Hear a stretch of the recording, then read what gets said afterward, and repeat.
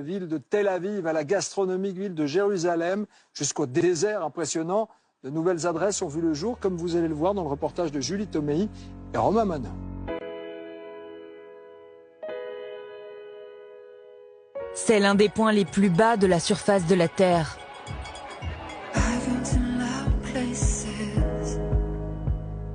L'une des eaux les plus salées et l'un des spectacles les plus féeriques. La mer Morte, c'est incroyable, hein? C'est aussi l'endroit préféré de Laurent Vanucci, un Français installé en Israël depuis 7 ans. Chaque mois, sur cette langue de sel, il vient s'adonner à un rituel étonnant et complètement artisanal. C'est un paysage qui est limite lunaire. On est hors du temps.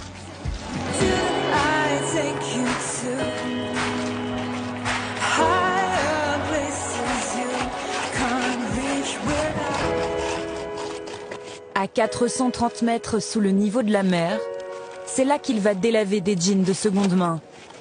Les ressusciter dans la mer Morte, il fallait y penser.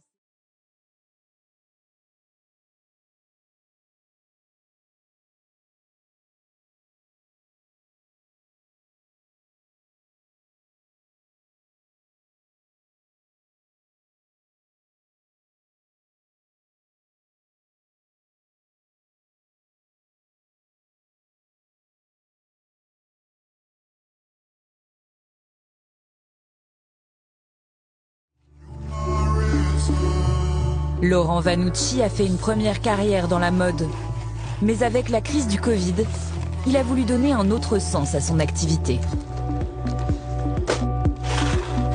Ça m'a fait surtout réfléchir comment aborder mon métier du prêt-à-porter d'une autre forme, d'une manière un peu plus éco-responsable. L'industrie du jean pollue énormément. Il faut 3500 litres d'eau pour fabriquer un jean. Moi, j'ai opté pour la technique donc, du ponçage à la main. C'est sûr que ça prend plus de temps, mais ça fait son effet. Une technique plus respectueuse de l'environnement, mais aussi un hommage à sa terre. Laurent verse même une partie des bénéfices de sa marque à l'association de protection de la mer Morte. En Israël, peut-être plus qu'ailleurs, la pandémie a été l'occasion de se réinventer. Ça va ? Bienvenue. Ce soir-là, dans le quartier de Nahalat Binyamin, nous retrouvons Laurent Vanucci et ses jeans délavés au sel de la mer Morte. Ouais, et toi, je suis très content que tu sois venu, vraiment. Super content. Il a organisé un cocktail dans sa boutique, ouverte il y a tout juste 6 mois, en pleine pandémie, pour faire connaître sa marque. Ah, des canons. Chaque jean, vendu à partir de 200 €, représente au moins 2 heures de travail. La différence entre avant et après. Une jambe qui est faite et l'autre non.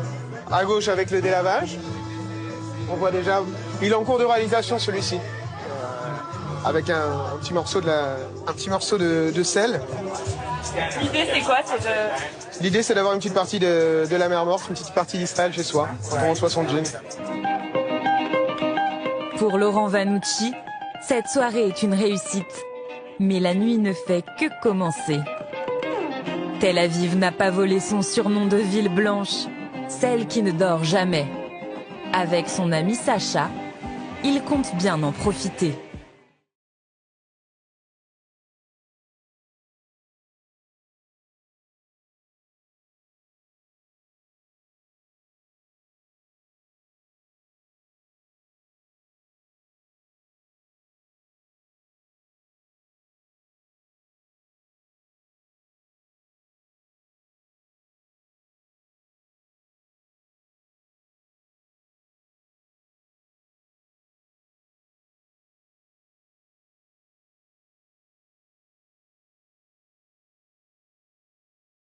De cette ville.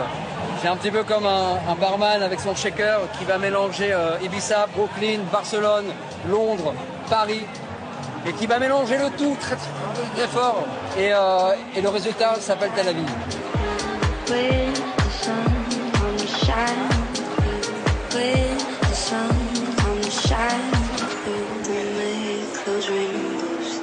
Tel Aviv a retrouvé ses couleurs de capitale de la nuit. Dans une des zones les plus tendues de la planète, où vivre avec la menace, s'adapter aux contraintes est devenu une seconde nature.